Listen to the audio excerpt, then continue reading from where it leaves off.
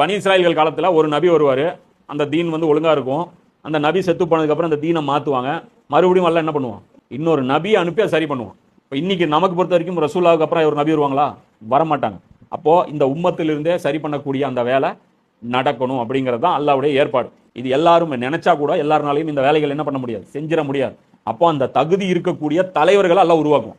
அந்த பெரிய பெரிய ஆளுகள், புரியுதா, மௌலானா மௌதூதி, இஸ்ரார் அஹமது, இது மாதிரியான பெரிய பெரிய ஆலிம்களை வந்து அல்லாஹ் வந்து உருவாக்குவான்.